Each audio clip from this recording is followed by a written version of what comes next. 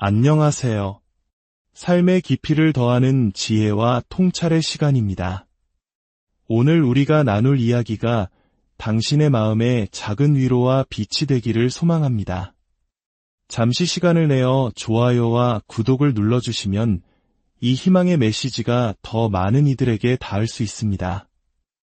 이 채널을 통해 함께 성장하는 모든 분들의 삶에 하나님의 평안과 은혜가 가득하기를 기도합니다. 삶을 살다 보면 유난히 익숙한 아픔과 마주하는 순간이 있습니다. 나와 같은 성씨를 쓰지만 마음은 나누지 못하는 사람들과 저녁 식탁에 마주 앉아 있을 때, 내 목소리에 귀 기울여주지 않는 사람들 속에서 나 자신도 모르게 침묵하게 될 때, 그럴 때면 마음 깊은 곳에서부터 하나의 질문이 맥박처럼 울리기 시작합니다. 왜 나는 이곳에 태어났을까? 왜 하필 이 가족, 이 사람들, 이 몸, 이 이야기, 이 고통 속에서 태어난 걸까? 이것은 결코 자기 연민이 아닙니다. 이것이야말로 내면의 가장 깊은 곳에서부터 시작되는 영적 각성의 첫 숨결입니다. 저명한 심리학자 칼 융은 이런 말을 남겼습니다.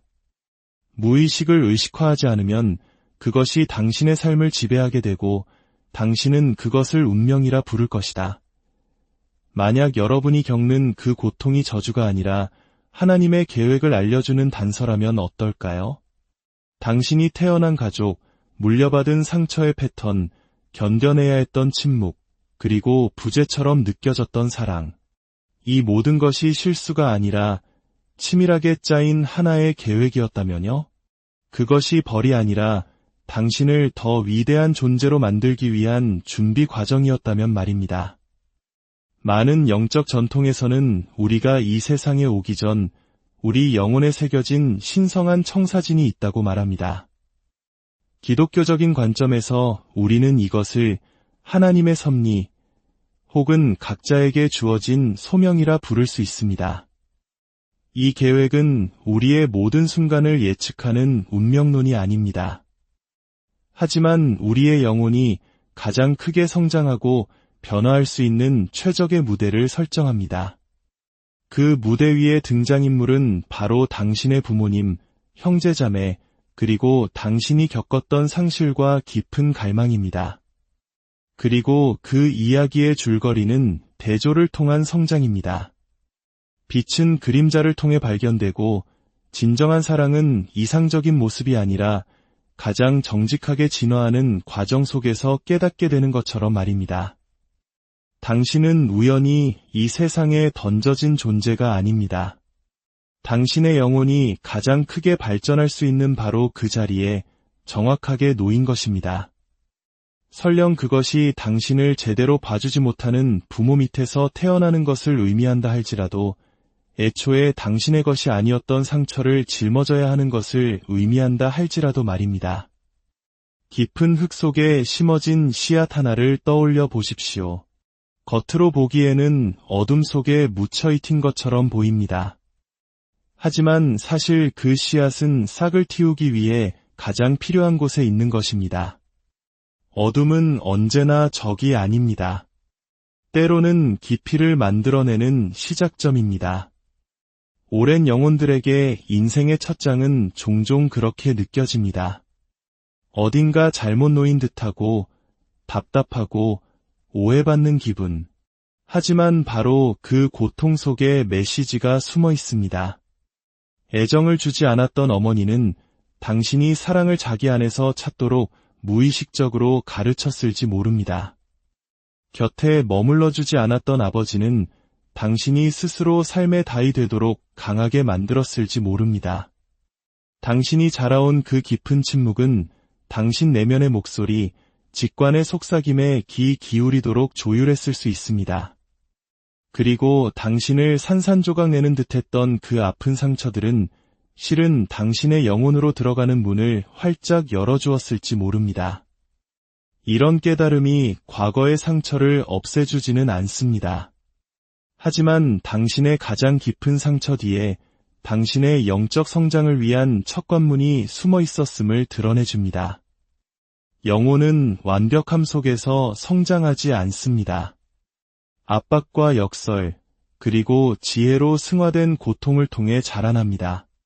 그러니 다시 한번 왜 나는 이런 삶에 태어났을까? 라는 질문이 떠오를 때 머리가 아닌 진실을 기억하는 영혼으로 그 답을 들어보십시오. 당신은 이 이야기 속에서 끝없이 고통받기 위해 태어난 것이 아니라 바로 그 고통을 통해 깨어나기 위해 태어났습니다. 당신의 가족, 혼란, 반복되는 패턴들, 그 모든 것은 잃어버렸던 당신 자신을 기억해내고 마침내 더 높은 곳으로 날아오르기 위한 과정의 일부였습니다. 결국 당신을 부서뜨렸던 것이 시간이 지나 당신을 다시 세울 것이기 때문입니다. 그리고 당신을 가장 아프게 했던 것 안에 당신이 본래 되어야만 했던 존재의 청사진이 고스란히 담겨 있습니다. 당신의 진짜 이야기는 고통이 끝날 때 시작되는 것이 아닙니다. 당신이 그 고통을 다른 시각으로 바라보기 시작할 때 비로소 시작됩니다. 때때로 하나님이 보내시는 신호는 너무나 고요해서 마치 상상처럼 느껴지기도 합니다. 누군가 방에 들어왔을 때 갑자기 느껴지는 무거운 기운, 영수증에서부터 길거리 간판까지 나를 따라다니는 특정 숫자, 스스로를 의심하는 바로 그 순간 라디오에서 흘러나오는 찬양의 가사가 마치 하늘의 위로처럼 들릴 때, 대부분의 사람들은 이런 순간들을 그저 스쳐 지나가는 배경소음으로 치부합니다. 하지만 당신이 충분히 고요하게 내면에 집중한다면 무언가가 당신에게 닿으려 하고 있음을 깨닫게 될 것입니다. 당신의 영혼, 즉 성령님께서는 한 번도 당신에게 말을 거는 것을 멈춘 적이 없습니다. 다만 우리의 이성적인 머리가 항상 해독할 수 없는 언어를 사용하셨을 뿐입니다. 당신이 인생의 깊은 질문을 던지기 훨씬 이전부터 당신의 내면 세계는 모든 것을 느끼고 기록하고 있었습니다. 당신이 그것을 말로 표현하기 훨씬 전부터 당신은 다른 사람들이 눈치채지 못하는 것들을 감지하고 있었습니다. 누군가의 미소 뒤에 숨겨진 긴장감, 정중한 대답 속에 감춰진 거짓말, 논리적으로는 그 사람을 믿어야 한다고 생각하면서도 온몸으로는 거부했던 그 느낌. 이것들은 우연이 아닙니다. 이것은 당신의 영혼이 보내는 신호이자 하나님의 인도하심입니다. 칼 융은 말했습니다. 무의식은 본래 악하기만 한 것이 아니라 가장 높은 선의 원천이기도 하라. 즉, 우리가 간과하고 묻어버리는 것들 속에 종종 가장 깊은 진실의 열쇠가 숨어 있다는 의미입니다. 하지만 여기서부터 어려움이 시작됩니다. 그 신호들이 고통으로 포장되어 나타날 때 우리는 외면하는 법을 배웁니다. 어쩌면 당신은 사랑이 예측 불가능한 가정에서 자랐을지 모릅니다. 당신이 특정 방식으로 행동하지 않을 때 부모님이 애정을 거두어 가셨을 수도 있습니다. 혹은 당신의 성취는 칭찬받았지만 당신의 존재 자체는 무시당했을 수도 있습니다. 전쟁과 가난을 겪으며 생존이 최우선이었던 우리 부모님 세대를 떠올려보면 어쩌면 당연한 일이었을지도 모릅니다. 그분들은 사랑을 표현하는 법보다 살아남는 법을 먼저 배워야 했습니다.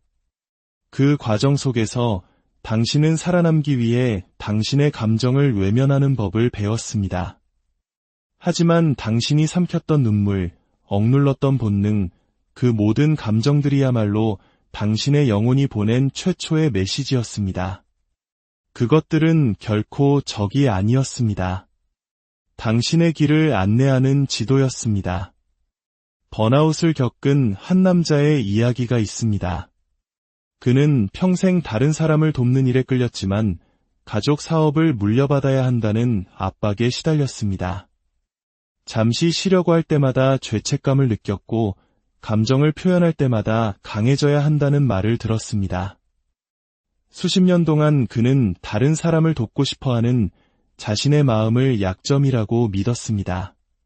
하지만 모든 것이 무너져 내렸을 때 비로소 균열 속에서 빛이 보이기 시작했습니다.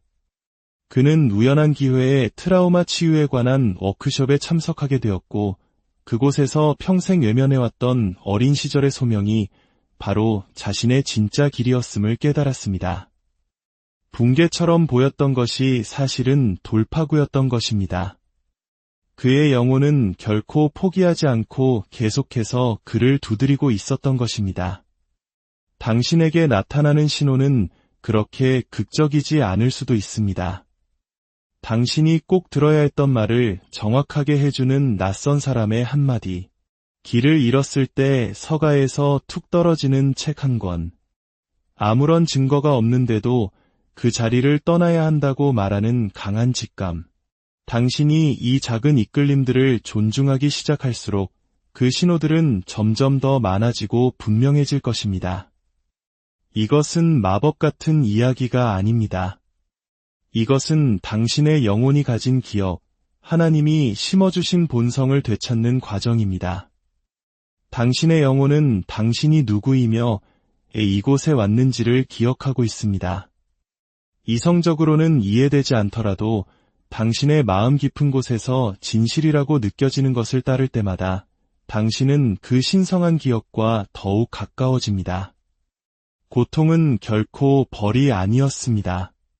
그것은 소통의 한 형태였습니다. 당신이 그 신호들을 두려워하기를 멈추고 읽기 시작할 때 당신은 내면의 오래된 지혜를 깨우게 됩니다. 당신의 삶이 언제나 신성한 존재, 즉 하나님과의 대화였음을 깨닫게 되는 것입니다.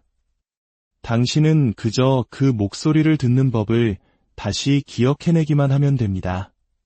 새로운 선택을 하려고 애쓰지만 이상하게도 늘 같은 자리로 돌아오는 경험을 하신 적이 있습니까? 상대방의 얼굴은 바뀌었지만 이전 관계와 놀랍도록 닮아있는 새로운 연애. 이번에는 다를 거라고 맹세했지만 결국 똑같이 내 영혼을 갉아먹는 직장. 외울 생각도 없었는데 대본처럼 반복되는 지겨운 말다툼. 그리고 그 모든 것 아래에서 가슴을 짓누르는 침묵의 속삭임. 왜 나에게는 항상 이런 일만 일어나는 걸까? 이 지점에서 대부분의 사람들은 희망을 잃기 시작합니다. 자신은 저주받았거나 운이 없거나 이 굴레를 벗어날 만큼 강하지 못하다고 자책합니다. 하지만 칼 융의 통찰은 이 모든 것을 다시 보게 합니다. 무의식을 의식화하지 않으면 그것이 당신의 삶을 지배하게 되고 당신은 그것을 운명이라 부를 것이다. 만약 당신의 삶이 반복되는 이유가 당신이 실패하고 있기 때문이 아니라 당신이 깨어나도록 부름받고 있기 때문이라면 어떨까요? 이 반복되는 패턴들은 벌이 아닙니다. 그것은 과거로부터 온 메아리입니다. 당신의 어린 시절 혹은 당신 이전 세대로부터 물려받은 치유되지 않은 기억들을 품고 있습니다.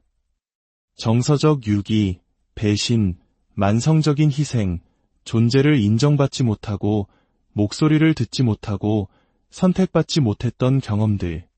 이런 상처들은 시간이 흐른다고 저절로 사라지지 않습니다. 우리가 온전히 직면하고 보듬어줄 때까지 계속해서 반복됩니다. 조건적인 사랑을 받으며 자란 한 여성의 이야기가 있습니다. 그녀는 어릴 적 쓸모있는 아이가 되어야만 사랑받을 수 있다고 느꼈습니다. 부모님이 명시적으로 그렇게 말하지는 않았지만 사랑은 늘 조건부처럼 느껴졌습니다. 성인이 된 그녀는 무의식적으로 자신이 구원해 주어야 하는 사람들에게 끌렸습니다. 그녀의 반복되는 관계 패턴은 약점이 아니었습니다. 그것은 그녀의 내면 아이가 한 번도 다시 쓰지 못했던 오래된 감정적 계약에 대한 충성이었습니다. 우리는 어떤 일을 실수라고 부를 때 더 잘 알았어야 했다고 가정합니다. 하지만 우리가 반복하는 대부분의 행동은 논리가 아닌 기억에 의해 움직입니다. 이번에야말로 제대로 해내면 처음에 그 고통이 마침내 사라질 것이라고 희망하는 우리 내면의 일부에 의해 움직이는 것입니다. 정신은 편안함이 아니라 온전함을 추구합니다. 그래서 우리를 계속해서 같은 감정의 문턱으로 데려가는 것입니다. 우리에게 수치심을 주기 위해서가 아니라 우리를 훈련시키기 위해서입니다. 우리에게 무엇이 필요했는지 가르쳐주고 마침내 다르게 선택할 수 있는 힘을 주기 위해서입니다. 바로 이 순간이 전환점입니다. 나는 왜 이 모양일까? 라고 묻는 것을 멈추고 이 경험이 나에게 무엇을 가르치려 하는가? 라고 묻기 시작하는 순간 당신은 삶의 주도권을 되찾게 됩니다. 그 고통스러운 순환은 벌을 위한 것이 아니라 준비를 위한 신성한 리허설이 됩니다. 당신은 망가진 것이 아닙니다. 당신은 빚어지고 있는 중입니다. 계속해서 벌어지는 것처럼 보이는 그 균열들은 실패의 신호가 아닙니다. 그것은 초대장입니다. 그 패턴이 나타날 때마다 그것은 당신에게 묻습니다. 이제는 너 자신을 선택하겠니? 예전에는 침묵했던 순간에 이제는 말하겠니? 예전에는 매달렸던 관계에서 이제는 걸어 나오겠니? 아무도 이해해주지 않더라도 너의 내면의 목소리를 믿어주겠니? 이것이 당신의 성인식입니다. 당신이 마침내 그 반복으로부터 도망치는 것을 멈추고 귀 기울이기 시작할 때 당신은 그것이 줄곧 말하려 했던 것을 듣게 될 것입니다. 당신은 결코 그 자리에 갇혀 있도록 의도되지 않았습니다. 당신은 더 높이 날아오르도록 창조되었습니다. 반복되는 패턴의 의미를 깨닫고 나면 고요함 속에서 더 깊은 질문이 떠오릅니다. 이제 나는 무엇을 해야 하는가? 당신이 매일 살아남기 위해 쓰는 가명과 정체성들 그 아래에는 이미 모든 것을 알고 있는 당신의 일부가 존재합니다. 그것은 당신이 잊어버렸을 때조차도 잊지 않으며 당신이 돌아오기를 끈기 있게 기다려왔습니다. 당신의 이 본질적인 모습은 책이나 다른 사람의 의견 속에서 찾을 수 없습니다. 그것은 세상이 당신에게 누구가 되어야 한다고 말하기 이전에 존재했던 당신의 더 깊은 자아, 하나님이 창조하신 바로 그 모습입니다. 이것을 다시 만나는 여정은 새로운 누군가가 되는 것이 아니라 당신이 잊어버리기 이전에 누구였는지를 기억해내는 것입니다. 이 기억은 종종 논리가 아닌 갈망으로 시작됩니다. 다시 온전해지고 싶다는 갈망, 연기하는 삶이 아닌 진실된 삶을 살고 싶다는 갈망. 많은 사람들에게 이 갈망은 모두가 잠든 깊은 밤, 모든 역할의 무게를 내려놓았을 때 찾아옵니다. 혹은 해 진력 홀로 걷거나 맨발로 잔디 위에 서거나 설명할 수 없는 이유로 마음을 움직이는 노래를 들을 때와 같은 신성한 순간에 찾아옵니다. 이 모든 것이 당신의 진짜 자아로 돌아오라는 초대장입니다. 당신의 더 깊은 자아와 다시 연결되기 위해 완벽해질 필요는 없습니다. 그저 온전히 현재에 머무르면 됩니다. 눈을 감고 호흡을 천천히 하며 당신의 영혼이 오랫동안 기다려온 질문들을 스스로에게 던져보십시오. 세상이 시끄러워지기 전에 나는 누구였을까? 나 자신을 의심하는 법을 배우기 전에 나는 무엇을 꿈꾸었을까? 내가 가장 살아있고 평화롭고 진짜 나답다고 느낄 때 어떤 이미지가 떠오르는가? 답을 억지로 찾으려 애쓰지 마십시오. 영혼은 상징으로 말합니다. 빛으로 가득 찬 오래된 침실, 아주 오래전에 걸어나갔던 문, 어떤 소리, 색깔, 혹은 존재감으로 나타날 수 있습니다. 내면 아이의 목소리를 들을 수도 있고 더 크고 지혜로우며 무한히 사랑이 넘치는 존재의 품을 느낄 수도 있습니다. 이것은 환상이 아닙니다. 당신을 인도하기를 결코 멈추지 않았던 당신 내면 세계로부터 온 메시지입니다. 당신은 모든 것을 한 번에 기억할 필요가 없습니다. 그저 빵 부스러기처럼 조금씩 주어지는 단서들, 꿈, 마음에서 떠나지 않는 감정들, 그리고 집처럼 편안하게 느껴지는 조용한 이끌림을 신뢰하기만 하면 됩니다. 당신의 본 모습을 기억하는 그 부분으로 돌아가기 시작할 때 당신의 삶은 미묘하지만 꾸준한 재정렬을 통해 변화하기 시작합니다. 당신은 더 이상 당신의 길을 걸어보지 않은 사람들에게 방향을 묻지 않게 됩니다. 당신 내면의 빛을 따라 항해하기 시작합니다. 그리고 그 신성한 기억 속에서 당신은 길이 결코 잃어버려진 것이 아니라 잠시 덮여 있었을 뿐임을 깨닫게 됩니다. 당신이 그토록 되고 싶어 기다려왔던 그 사람은 사실 당신이 기억해주기를 기다리고 있었던 바로 당신 자신입니다. 어린 시절 남들보다 조금 더 크게 울리고 쉽게 상처받고 너무 깊이 질문하는 마음을 가졌을지 모릅니다.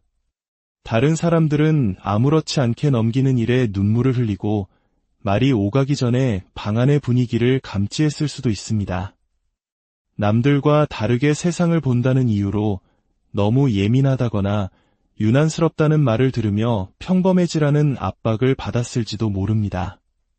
그래서 당신은 서서히 당신에게 무언가 잘못되었다고 믿기 시작했습니다. 하지만 진실은 당신에게 무언가 잘못된 것이 아니라 당신이 그저 더 깨어 있었을 뿐이라는 것입니다. 우리는 세련된 것을 칭송하고 예측 가능한 것에 보상하는 세상에 살고 있습니다. 그러니 당신을 비범하게 만드는 바로 그 자질들이 종종 부담스러운 짐으로 여겨지는 것은 놀라운 일이 아닙니다. 예민함은 나약함이 되고 깊이는 감당하기 어려운 것이 되며 열정은 관리해야 할 강렬함이 됩니다. 하지만 이 모든 것이 사실이 아니라면 어떨까요? 당신이 숨기고 줄이고 없애려고 애썼던 바로 그 특성들이 사실은 당신의 가장 위대한 은사이자 하나님이 주신 특별한 선물이라면 어떨까요? 당신이 놓아주어야 할 것은 당신 자신이 아닙니다. 당신은 당신이 아닌 다른 사람이 되려는 그 힘겨운 노력을 놓아주어야 합니다. 당신이 진정 누구인지 깨닫는 순간, 당신이 더 이상 사과하지 않고 당신의 빛을 온전히 받아들이는 순간, 당신의 삶은 당신이 상상했던 것보다 훨씬 더 위대한 방식으로 펼쳐지기 시작할 것입니다. 변화의 순간은 종종 당신이 더 이상 버틸 수 없다고 느끼는 바로 그 지점에서 찾아옵니다. 당신의 영혼이 더 이상 맞지 않는 옷을 입고 있기를 거부할 때, 당신의 진짜 삶은 당신이 더 이상 다른 사람을 위해 당신 자신을 배신하지 않기로 선택할 때 시작됩니다. 이것은 이기적인 행동이 아닙니다. 이것은 신성한 부름에 응답하는 것입니다. 당신은 무언가를 버리는 것이 아닙니다. 당신은 본연의 모습이 되겠다는 부름에 답하고 있는 것입니다. 오랜 세월 동안 당신의 탓이 아닌 것을 고치려 애쓰고 혹시 내가 문제일까 수없이 자문했던 밤들, 마침내 당신이 다른 사람에게 존재해도 좋다는 허락을 구하는 것을 멈출 때 당신의 진짜 인생이 시작됩니다. 두려움이나 인정 욕구로 만들어진 삶이 아니라 당신 내면의 진실로 설계된 산말입니다. 당신이 피하려고 애썼던 바로 그 고통은 당신이 눈을 뜨고 그것을 마주할 때까지 다른 얼굴과 상황으로 위장하여 계속해서 돌아올 것입니다. 그리고 당신이 마침내 그것을 마주했을 때 당신은 그것이 당신을 부수기 위해 온 것이 아니라 당신을 활짝 열기 위해 왔다는 것을 발견하게 될 것입니다. 한 여성이 있었습니다. 그녀는 실패자처럼 느껴지는 것이 두려워 목소리를 잃어버린 결혼 생활을 20년 동안이나 버텼습니다. 그러던 어느 날 아침, 고요 속에서 빨래를 개다가 마음 깊은 곳에서부터 질문이 떠올랐습니다. 만약 내가 나 자신을 선택한다면 내 인생은 어떻게 될까? 그녀는 슬픔이 아닌 깨달음의 눈물을 흘렸습니다. 그녀는 수년간 살아남기 위해 애썼습니다. 이제는 살고 싶었습니다. 그 관계를 놓아주는 것은 끝이 아니었습니다. 그것이 그녀의 첫 번째 진짜 시작이었습니다. 그녀는 작은 아파트로 이사했고 그곳에서 기적 같은 일이 펼쳐지기 시작했습니다.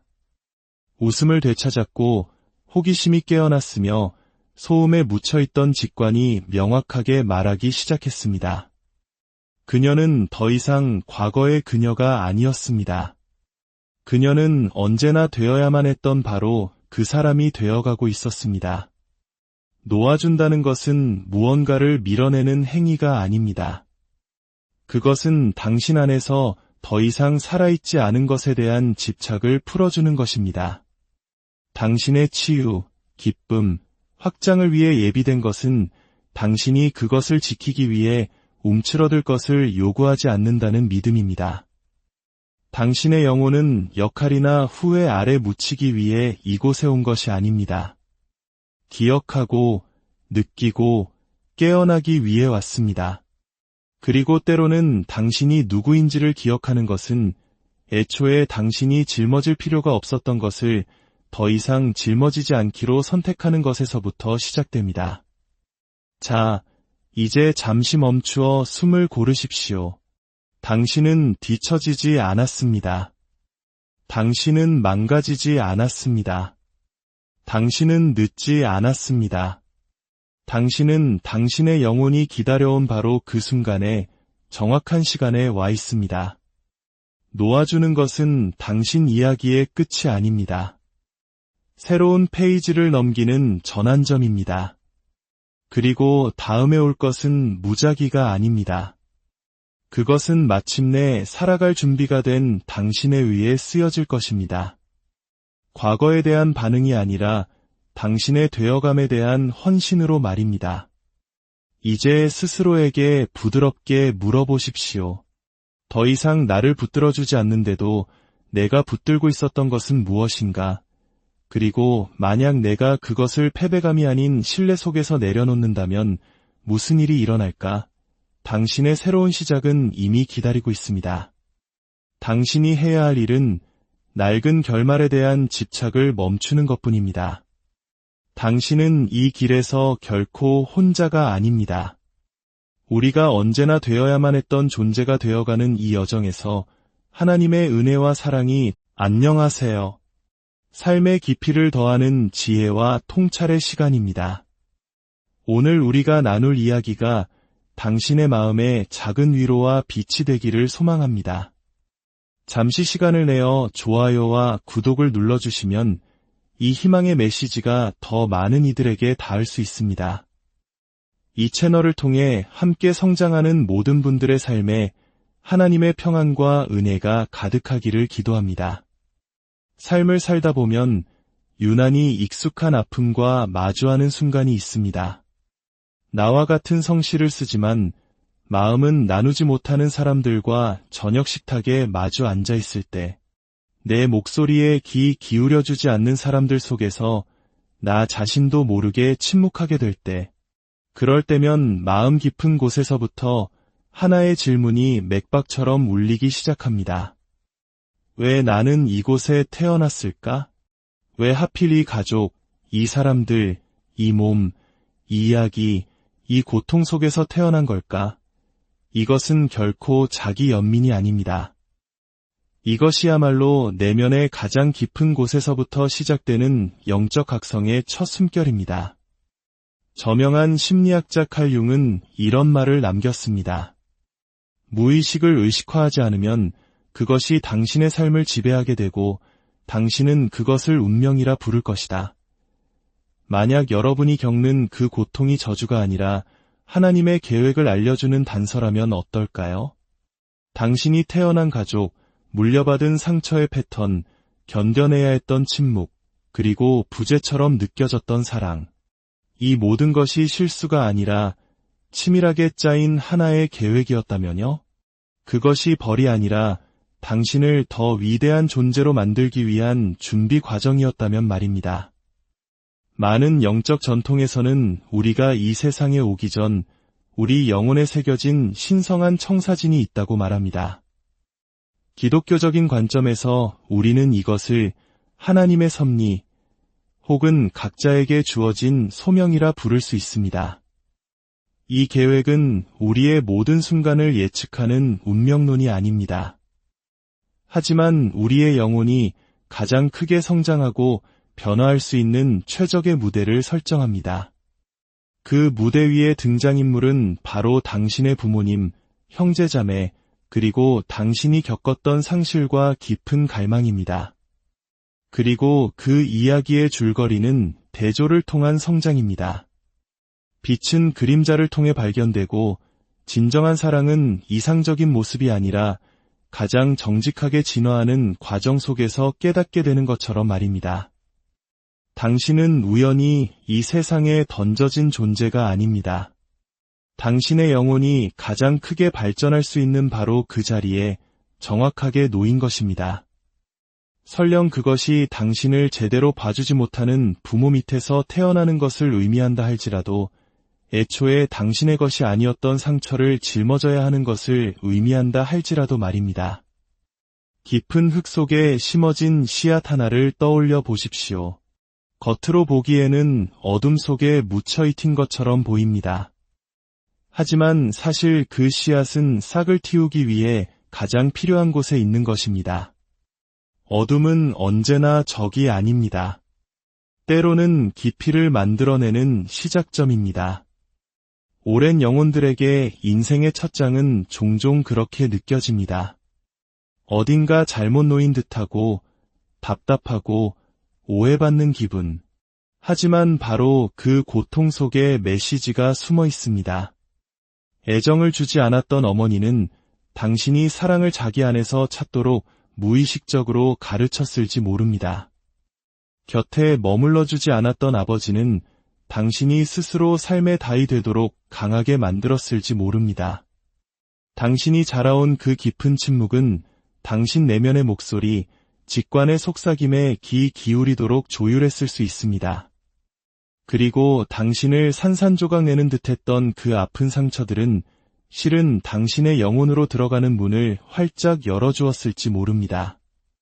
이런 깨달음이 과거의 상처를 없애주지는 않습니다. 하지만 당신의 가장 깊은 상처 뒤에 당신의 영적 성장을 위한 첫 관문이 숨어 있었음을 드러내줍니다. 영혼은 완벽함 속에서 성장하지 않습니다. 압박과 역설, 그리고 지혜로 승화된 고통을 통해 자라납니다. 그러니 다시 한번 왜 나는 이런 삶에 태어났을까? 라는 질문이 떠오를 때 머리가 아닌 진실을 기억하는 영혼으로 그 답을 들어보십시오. 당신은 이 이야기 속에서 끝없이 고통받기 위해 태어난 것이 아니라 바로 그 고통을 통해 깨어나기 위해 태어났습니다. 당신의 가족, 혼란, 반복되는 패턴들, 그 모든 것은 잃어버렸던 당신 자신을 기억해내고 마침내 더 높은 곳으로 날아오르기 위한 과정의 일부였습니다. 결국 당신을 부서뜨렸던 것이 시간이 지나 당신을 다시 세울 것이기 때문입니다. 그리고 당신을 가장 아프게 했던 것 안에 당신이 본래 되어야만 했던 존재의 청사진이 고스란히 담겨 있습니다. 당신의 진짜 이야기는 고통이 끝날 때 시작되는 것이 아닙니다. 당신이 그 고통을 다른 시각으로 바라보기 시작할 때 비로소 시작됩니다. 때때로 하나님이 보내시는 신호는 너무나 고요해서 마치 상상처럼 느껴지기도 합니다. 누군가 방에 들어왔을 때 갑자기 느껴지는 무거운 기운, 영수증에서부터 길거리 간판까지 나를 따라다니는 특정 숫자, 스스로를 의심하는 바로 그 순간 라디오에서 흘러나오는 찬양의 가사가 마치 하늘의 위로처럼 들릴 때 대부분의 사람들은 이런 순간들을 그저 스쳐 지나가는 배경소음으로 치부합니다. 하지만 당신이 충분히 고요하게 내면에 집중한다면 무언가가 당신에게 닿으려 하고 있음을 깨닫게 될 것입니다. 당신의 영혼, 즉 성령님께서는 한 번도 당신에게 말을 거는 것을 멈춘 적이 없습니다. 다만 우리의 이성적인 머리가 항상 해독할 수 없는 언어를 사용하셨을 뿐입니다. 당신이 인생의 깊은 질문을 던지기 훨씬 이전부터 당신의 내면 세계는 모든 것을 느끼고 기록하고 있었습니다. 당신이 그것을 말로 표현하기 훨씬 전부터 당신은 다른 사람들이 눈치채지 못하는 것들을 감지하고 있었습니다. 누군가의 미소 뒤에 숨겨진 긴장감, 정중한 대답 속에 감춰진 거짓말. 논리적으로는 그 사람을 믿어야 한다고 생각하면서도 온몸으로는 거부했던 그 느낌. 이것들은 우연이 아닙니다. 이것은 당신의 영혼이 보내는 신호이자 하나님의 인도하심입니다. 칼 융은 말했습니다. 무의식은 본래 악하기만 한 것이 아니라 가장 높은 선의 원천이기도 하라. 즉, 우리가 간과하고 묻어버리는 것들 속에 종종 가장 깊은 진실의 열쇠가 숨어 있다는 의미입니다. 하지만 여기서부터 어려움이 시작됩니다. 그 신호들이 고통으로 포장되어 나타날 때 우리는 외면하는 법을 배웁니다. 어쩌면 당신은 사랑이 예측 불가능한 가정에서 자랐을지 모릅니다. 당신이 특정 방식으로 행동하지 않을 때 부모님이 애정을 거두어 가셨을 수도 있습니다. 혹은 당신의 성취는 칭찬받았지만 당신의 존재 자체는 무시당했을 수도 있습니다. 전쟁과 가난을 겪으며 생존이 최우선이었던 우리 부모님 세대를 떠올려보면 어쩌면 당연한 일이었을지도 모릅니다. 그분들은 사랑을 표현하는 법보다 살아남는 법을 먼저 배워야 했습니다. 그 과정 속에서 당신은 살아남기 위해 당신의 감정을 외면하는 법을 배웠습니다. 하지만 당신이 삼켰던 눈물, 억눌렀던 본능, 그 모든 감정들이야말로 당신의 영혼이 보낸 최초의 메시지였습니다. 그것들은 결코 적이 아니었습니다. 당신의 길을 안내하는 지도였습니다. 번아웃을 겪은 한 남자의 이야기가 있습니다.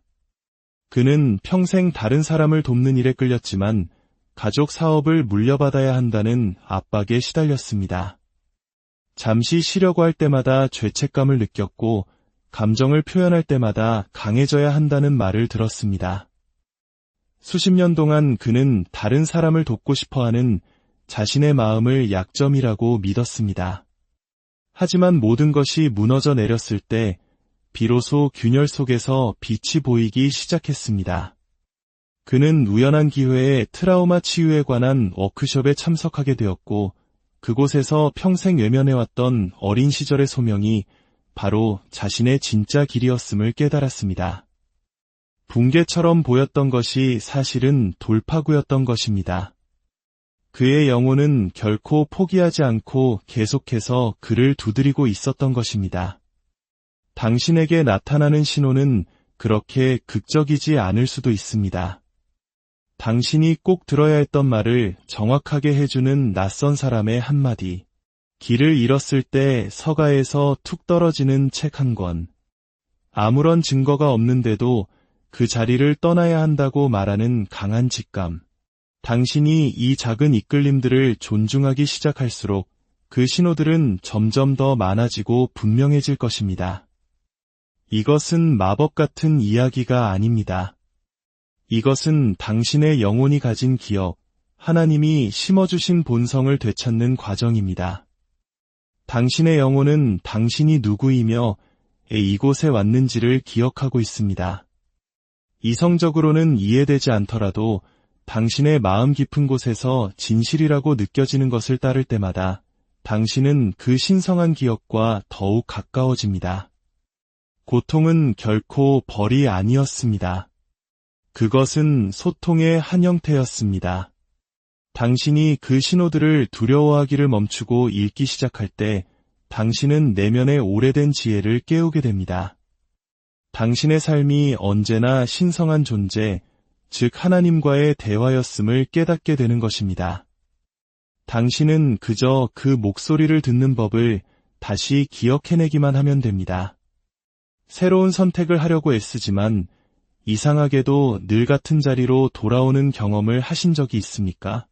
상대방의 얼굴은 바뀌었지만 이전 관계와 놀랍도록 닮아있는 새로운 연애. 이번에는 다를 거라고 맹세했지만 결국 똑같이 내 영혼을 갉아먹는 직장. 외울 생각도 없었는데 대본처럼 반복되는 지겨운 말다툼.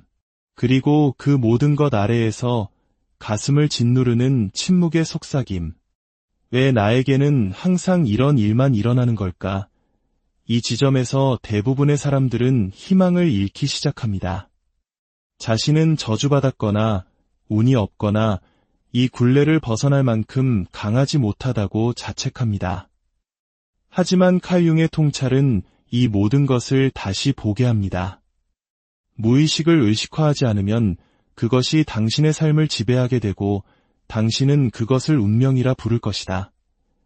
만약 당신의 삶이 반복되는 이유가 당신이 실패하고 있기 때문이 아니라 당신이 깨어나도록 부름받고 있기 때문이라면 어떨까요?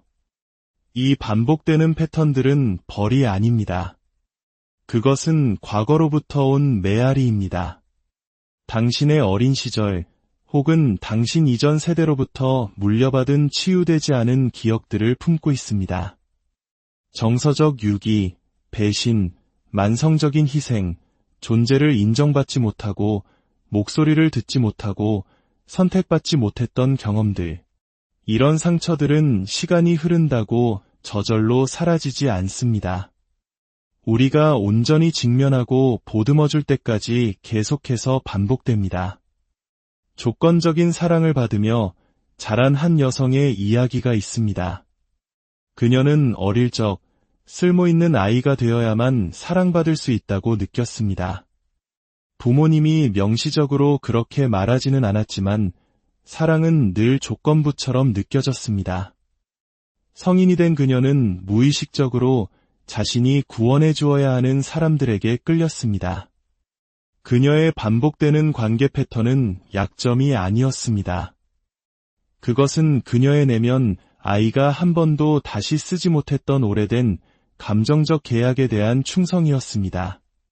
우리는 어떤 일을 실수라고 부를 때 더 잘 알았어야 했다고 가정합니다.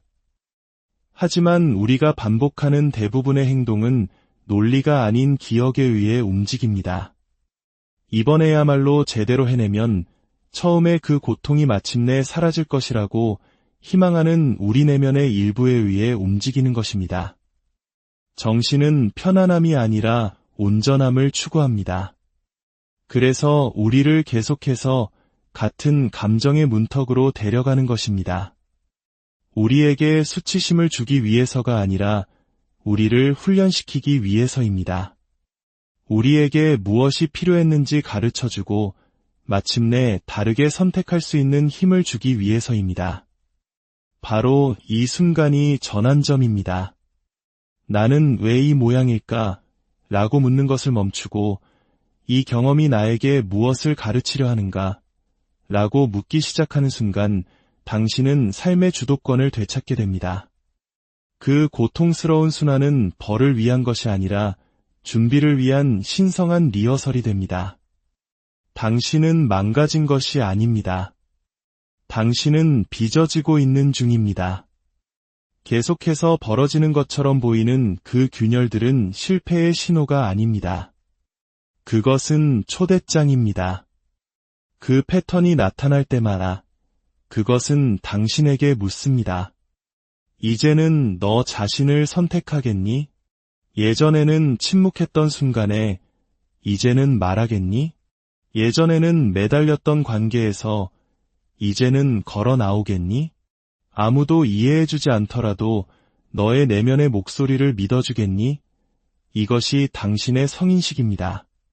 당신이 마침내 그 반복으로부터 도망치는 것을 멈추고 귀 기울이기 시작할 때 당신은 그것이 줄곧 말하려 했던 것을 듣게 될 것입니다. 당신은 결코 그 자리에 갇혀 있도록 의도되지 않았습니다. 당신은 더 높이 날아오르도록 창조되었습니다. 반복되는 패턴의 의미를 깨닫고 나면 고요함 속에서 더 깊은 질문이 떠오릅니다. 이제 나는 무엇을 해야 하는가? 당신이 매일 살아남기 위해 쓰는 가명과 정체성들 그 아래에는 이미 모든 것을 알고 있는 당신의 일부가 존재합니다. 그것은 당신이 잊어버렸을 때조차도 잊지 않으며 당신이 돌아오기를 끈기 있게 기다려왔습니다. 당신의 이 본질적인 모습은 책이나 다른 사람의 의견 속에서 찾을 수 없습니다. 그것은 세상이 당신에게 누구가 되어야 한다고 말하기 이전에 존재했던 당신의 더 깊은 자아, 하나님이 창조하신 바로 그 모습입니다. 이것을 다시 만나는 여정은 새로운 누군가가 되는 것이 아니라 당신이 잊어버리기 이전에 누구였는지를 기억해내는 것입니다. 이 기억은 종종 논리가 아닌 갈망으로 시작됩니다. 다시 온전해지고 싶다는 갈망, 연기하는 삶이 아닌 진실된 삶을 살고 싶다는 갈망. 많은 사람들에게 이 갈망은 모두가 잠든 깊은 밤, 모든 역할의 무게를 내려놓았을 때 찾아옵니다. 혹은 해에 진력 홀로 걷거나 맨발로 잔디 위에 서거나 설명할 수 없는 이유로 마음을 움직이는 노래를 들을 때와 같은 신성한 순간에 찾아옵니다. 이 모든 것이 당신의 진짜 자아로 돌아오라는 초대장입니다. 당신의 더 깊은 자아와 다시 연결되기 위해 완벽해질 필요는 없습니다. 그저 온전히 현재에 머무르면 됩니다. 눈을 감고 호흡을 천천히 하며 당신의 영혼이 오랫동안 기다려온 질문들을 스스로에게 던져보십시오. 세상이 시끄러워지기 전에 나는 누구였을까? 나 자신을 의심하는 법을 배우기 전에 나는 무엇을 꿈꾸었을까? 내가 가장 살아있고 평화롭고 진짜 나답다고 느낄 때 어떤 이미지가 떠오르는가? 답을 억지로 찾으려 애쓰지 마십시오. 영혼은 상징으로 말합니다. 빛으로 가득 찬 오래된 침실, 아주 오래전에 걸어나갔던 문, 어떤 소리, 색깔, 혹은 존재감으로 나타날 수 있습니다. 내면 아이의 목소리를 들을 수도 있고, 더 크고 지혜로우며 무한히 사랑이 넘치는 존재의 품을 느낄 수도 있습니다. 이것은 환상이 아닙니다. 당신을 인도하기를 결코 멈추지 않았던 당신 내면 세계로부터 온 메시지입니다. 당신은 모든 것을 한 번에 기억할 필요가 없습니다.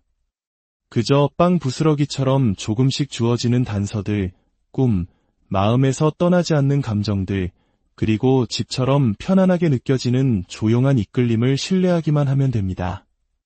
당신의 본 모습을 기억하는 그 부분으로 돌아가기 시작할 때 당신의 삶은 미묘하지만 꾸준한 재정렬을 통해 변화하기 시작합니다. 당신은 더 이상 당신의 길을 걸어보지 않은 사람들에게 방향을 묻지 않게 됩니다. 당신 내면의 빛을 따라 항해하기 시작합니다. 그리고 그 신성한 기억 속에서 당신은 길이 결코 잃어버려진 것이 아니라 잠시 덮여 있었을 뿐임을 깨닫게 됩니다. 당신이 그토록 되고 싶어 기다려왔던 그 사람은 사실 당신이 기억해주기를 기다리고 있었던 바로 당신 자신입니다.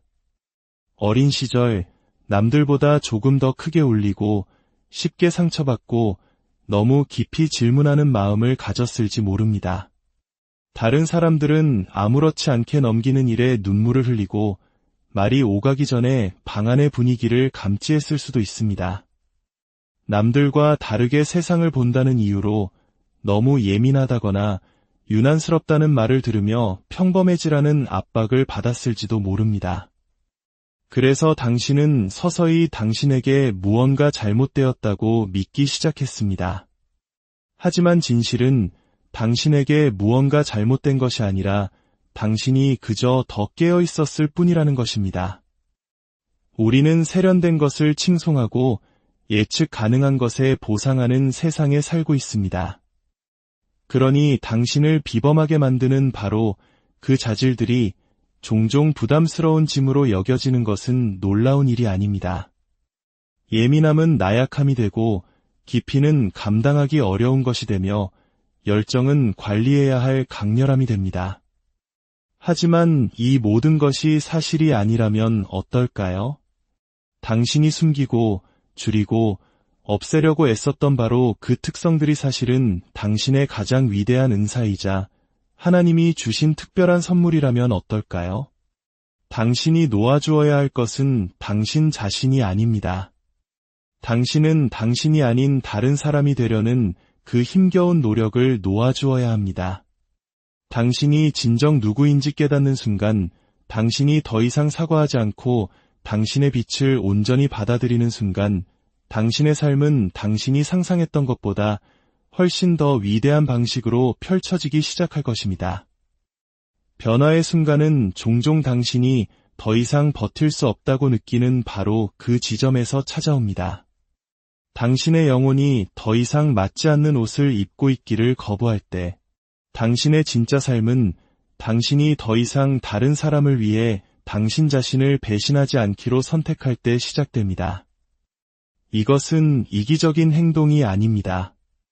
이것은 신성한 부름에 응답하는 것입니다. 당신은 무언가를 버리는 것이 아닙니다. 당신은 본연의 모습이 되겠다는 부름에 답하고 있는 것입니다. 오랜 세월 동안 당신의 탓이 아닌 것을 고치려 애쓰고 혹시 내가 문제일까 수없이 자문했던 밤들, 마침내 당신이 다른 사람에게 존재해도 좋다는 허락을 구하는 것을 멈출 때 당신의 진짜 인생이 시작됩니다. 두려움이나 인정 욕구로 만들어진 삶이 아니라 당신 내면의 진실로 설계된 산말입니다. 당신이 피하려고 애썼던 바로 그 고통은 당신이 눈을 뜨고 그것을 마주할 때까지 다른 얼굴과 상황으로 위장하여 계속해서 돌아올 것입니다. 그리고 당신이 마침내 그것을 마주했을 때 당신은 그것이 당신을 부수기 위해 온 것이 아니라 당신을 활짝 열기 위해 왔다는 것을 발견하게 될 것입니다. 한 여성이 있었습니다. 그녀는 실패자처럼 느껴지는 것이 두려워 목소리를 잃어버린 결혼 생활을 20년 동안이나 버텼습니다. 그러던 어느 날 아침, 고요 속에서 빨래를 개다가 마음 깊은 곳에서부터 질문이 떠올랐습니다. 만약 내가 나 자신을 선택한다면 내 인생은 어떻게 될까? 그녀는 슬픔이 아닌 깨달음의 눈물을 흘렸습니다. 그녀는 수년간 살아남기 위해 애썼습니다. 이제는 살고 싶었습니다. 그 관계를 놓아주는 것은 끝이 아니었습니다. 그것이 그녀의 첫 번째 진짜 시작이었습니다. 그녀는 작은 아파트로 이사했고 그곳에서 기적 같은 일이 펼쳐지기 시작했습니다. 웃음을 되찾았고 호기심이 깨어났으며 소음에 묻혀있던 직관이 명확하게 말하기 시작했습니다. 그녀는 더 이상 과거의 그녀가 아니었습니다. 그녀는 언제나 되어야만 했던 바로 그 사람이 되어가고 있었습니다. 놓아준다는 것은 무언가를 밀어내는 행위가 아닙니다. 그것은 당신 안에서 더 이상 살아있지 않은 것에 대한 집착을 풀어주는 것입니다. 당신의 치유, 기쁨, 확장을 위해 예비된 것은 당신이 그것을 지키기 위해 움츠러들 것을 요구하지 않는다는 믿음입니다. 당신의 영혼은 역할이나 후회 아래 묻히기 위해 이곳에 온 것이 아닙니다. 기억하고, 느끼고, 깨어나기 위해 왔습니다. 그리고 때로는 당신이 누구인지를 기억하는 것은 애초에 당신이 짊어질 필요가 없었던 것을 더 이상 짊어지지 않기로 선택하는 것에서부터 시작됩니다. 자, 이제 잠시 멈추어 숨을 고르십시오. 당신은 뒤처지지 않았습니다. 당신은 망가지지 않았습니다. 당신은 늦지 않았습니다. 당신은 당신의 영혼이 기다려온 바로 그 순간에 정확한 시간에 와 있습니다. 놓아주는 것은 당신 이야기의 끝이 아닙니다. 새로운 페이지를 넘기는 전환점입니다. 그리고 다음에 올 것은 무작위가 아닙니다. 그것은 마침내 살아갈 준비가 된 당신에 의해 쓰여질 것입니다. 과거에 대한 반응이 아니라 당신의 되어감에 대한 헌신으로 말입니다. 이제 스스로에게 부드럽게 물어보십시오. 더 이상 나를 붙들어주지 않는데도 내가 붙들고 있었던 것은 무엇인가? 그리고 만약 내가 그것을 패배감이 아닌 신뢰 속에서 내려놓는다면 무슨 일이 일어날까? 당신의 새로운 시작은 이미 기다리고 있습니다. 당신이 해야 할 일은 낡은 결말에 대한 집착을 멈추는 것뿐입니다. 당신은 이 길에서 결코 혼자가 아닙니다. 우리가 언제나 되어야만 했던 존재가 되어가는 이 여정에서 하나님의 은혜와 사랑이 안녕하세요. 삶의 깊이를 더하는 지혜와 통찰의 시간입니다. 오늘 우리가 나눌 이야기가 당신의 마음에 작은 위로와 빛이 되기를 소망합니다. 잠시 시간을 내어 좋아요와 구독을 눌러주시면 이 희망의 메시지가 더 많은 이들에게 닿을 수 있습니다. 이 채널을 통해 함께 성장하는 모든 분들의 삶에 하나님의 평안과 은혜가 가득하기를 기도합니다. 삶을 살다 보면 유난히 익숙한 아픔과 마주하는 순간이 있습니다. 나와 같은 성씨를 쓰지만 마음은 나누지 못하는 사람들과 저녁 식탁에 마주 앉아 있을 때, 내 목소리에 귀 기울여주지 않는 사람들 속에서 나 자신도 모르게 침묵하게 될 때, 그럴 때면 마음 깊은 곳에서부터 하나의 질문이 맥박처럼 울리기 시작합니다. 왜 나는 이곳에 태어났을까? 왜 하필 이 가족, 이 사람들, 이 몸, 이 이야기, 이 고통 속에서 태어난 걸까? 이것은 결코 자기 연민이 아닙니다. 이것이야말로 내면의 가장 깊은 곳에서부터 시작되는 영적 각성의 첫 숨결입니다. 저명한 심리학자 칼 융은 이런 말을 남겼습니다.